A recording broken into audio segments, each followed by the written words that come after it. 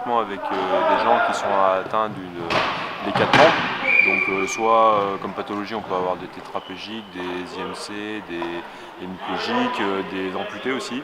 Donc voilà, le but du jeu c'est d'avoir 8 points sur le terrain avec 4 joueurs. Donc chaque joueur est coté selon son handicap et voilà. Donc, on a les joueurs qui sont les plus rapides ont des fauteuils offensifs et c'est ceux qui valent le plus de points, entre 2 et 3,5 points.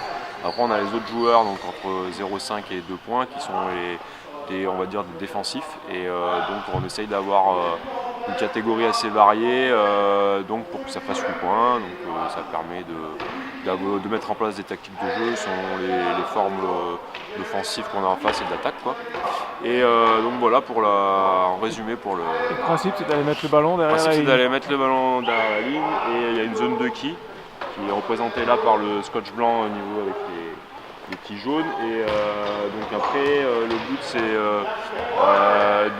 que le ballon soit toujours vivant parce que à la base ça s'appelait, les Américains appellent ça murder ball, donc le ballon soit tout le temps vivant. C'est pour ça qu'il y a vachement de time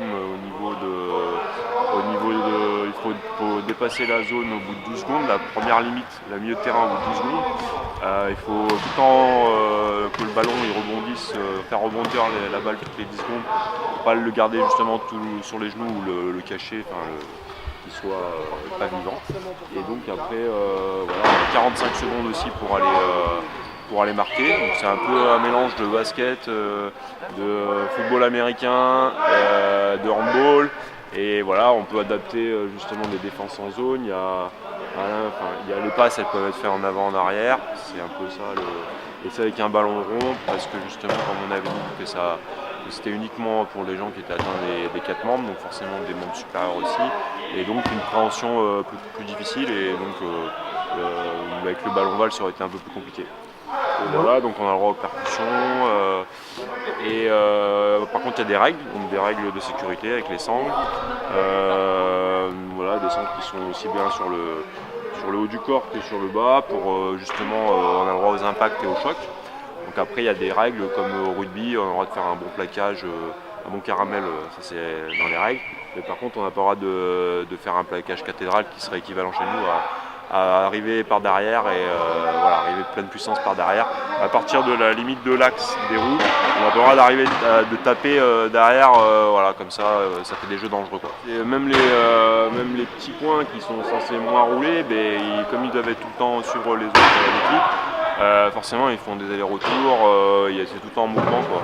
Et c'est pour ça que normalement ça tourne quand même dans une équipe donc c'est 4 contre 4 dans les matchs et donc pour un match, c'est bien d'avoir 8 joueurs pour éventuellement tourner et avec plusieurs niveaux de handicap pour pouvoir aussi ajuster les points, le nombre de points et mettre en face des line-up avec des tactiques différentes. Bah oui, parce que on est content et excité d'y aller parce qu'on attend ça depuis le début. Mais c'est vrai que voilà, on sait qu'on n'arrête pas avec la plus grosse équipe. On sait qu'on vient juste d'avoir à peu près, on n'a pas tous nos fauteuils encore, on est en train encore d'emprunter à Toulouse. Donc c'est encore,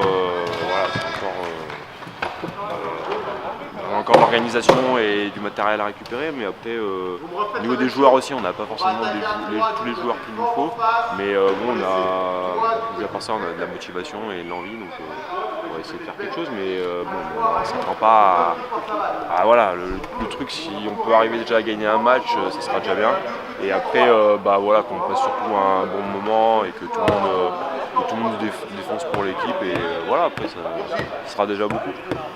Et je tenais aussi à remercier Decathlon parce que c'est vrai qu'au niveau de l'équipement, donc on a notre fournisseur de fauteuils, mais Decathlon nous a permis aussi de nous équiper au niveau du petit matériel en nous faisant des prix partenaires.